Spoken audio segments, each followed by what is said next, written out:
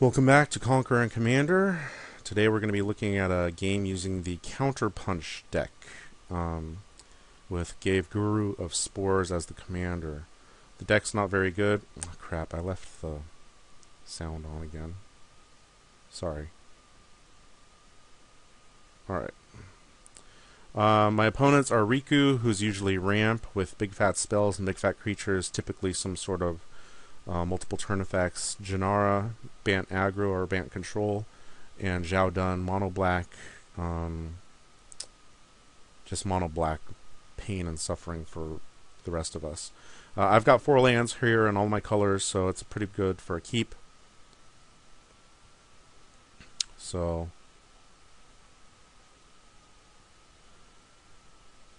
Xiahou starts off with a fetch land.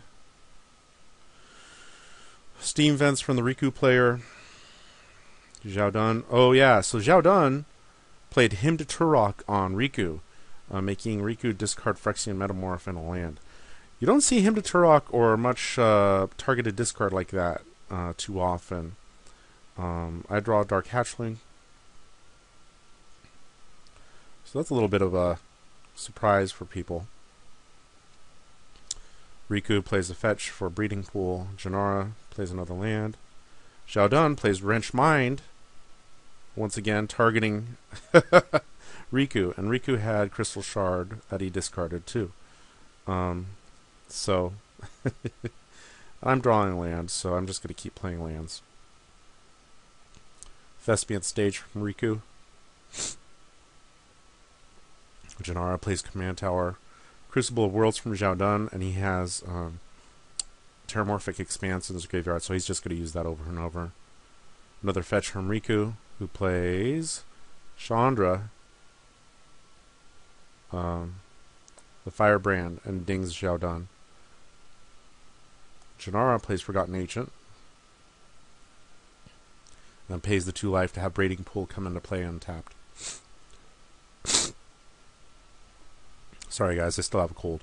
Nim Deathmantle from Xiahou, and then Reanimate, getting Phyrexian Metamorph, who copies Forgotten Ancient. And then Forgotten Boots, or Swiftfoot Boots.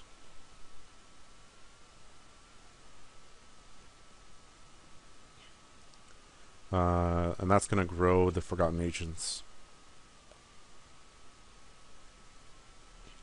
I play Shriekmaw to get rid of the non-artifact Forgotten Ancient.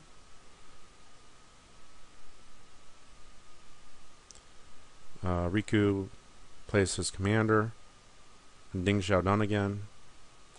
Okay, yeah. So Jenara plays Enchanted Evening. That's a bad sign. There's a lot of goofy things that can be done with Enchanted Evening, and that's going to end up taking over the game later on. Xiahou plays Vampiric Tutor for Cabal Coffers. He plays Xiahou. And then Profane commands Riku.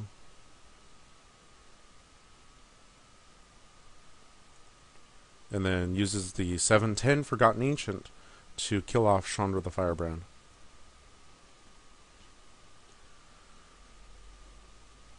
I attack the Jenara player because right now she's the #1 threat to me.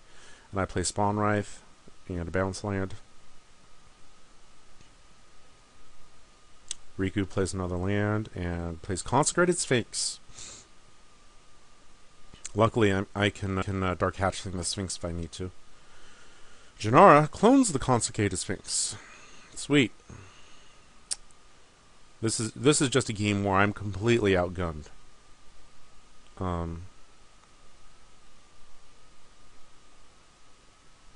Xiahou. Yeah, so we've got the dueling Consecrated Sphinx thing going on. And luckily, one of the guys ends up stopping. But,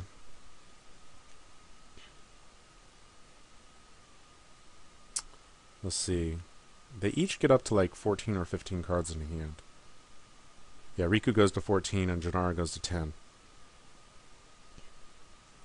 He puts Nim Deathmantle and... Wait, what? Hold on, stop. Oh yeah, he put all the counters from Forgotten Ancient onto Xiahou, and then put the Nim Deathmantle on it. and attacked the Jenara player, which is a good play, I think, just because Jenara at this point is the biggest threat. Now, we have the dueling consecrated sphinxes again, but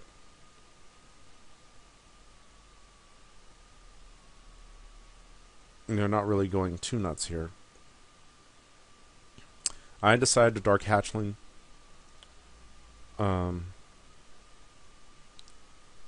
And who do I end up killing off?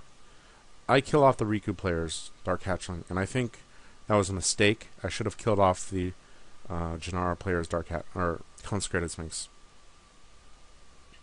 Yeah, that's just a mistake. I shouldn't have done that. And I attack Riku to get another Spawn Wraith token.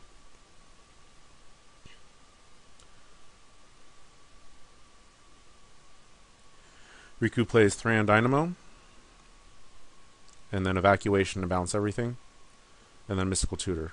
First time stretch. That's a good way to tick everybody off. So Jenara plays Mirari's Wake with Azusa, and is able to drop a couple lands into play.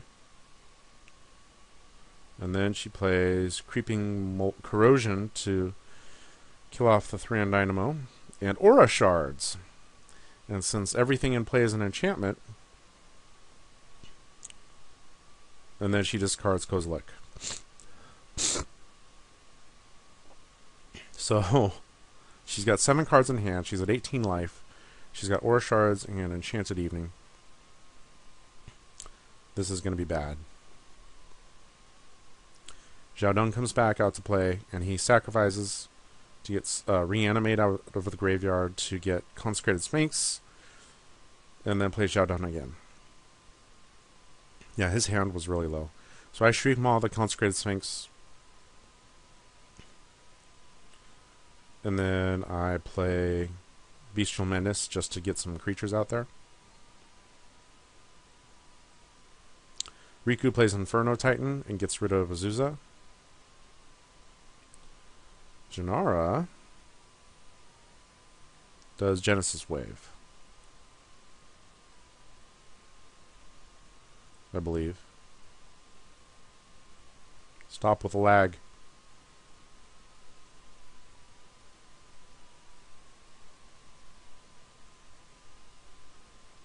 What's going on here?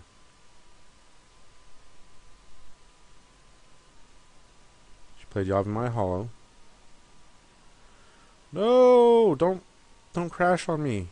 This replay worked really well just a minute ago. Let's give it another minute before I scream and yell.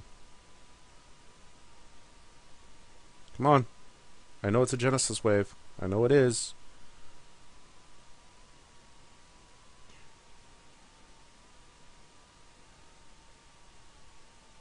Genesis Wave.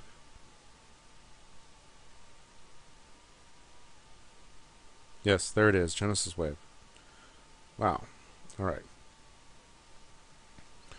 So she hits a whole bunch of stuff.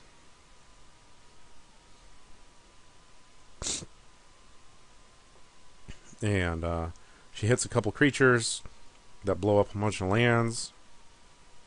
And she's got Murkfiend Liege and Sylvan Primordial to get more lands.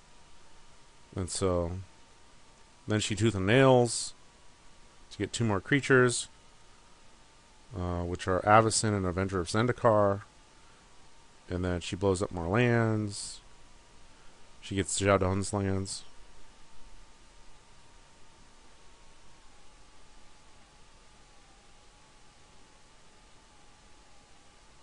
And Riku gives up. And yeah, you know, with the Avenger out there, she's able to blow up everybody's lands.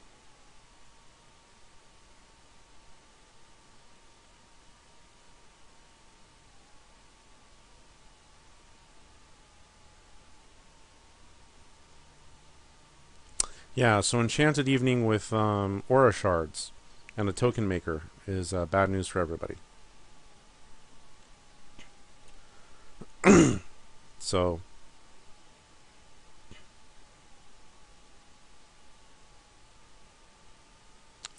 That's a lot of dudes, and there's no way I can stop it.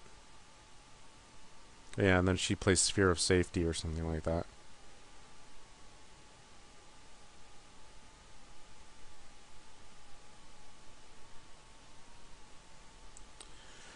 So that's pretty much game. Once again, I wasn't really in it. I mean, I did manage to blow up a couple creatures, like a Consecrated Sphinx or two, with Dark Hatchling and Shriek Maw twice. So at least there was that. But, you know, people had recursion and were able to finish it.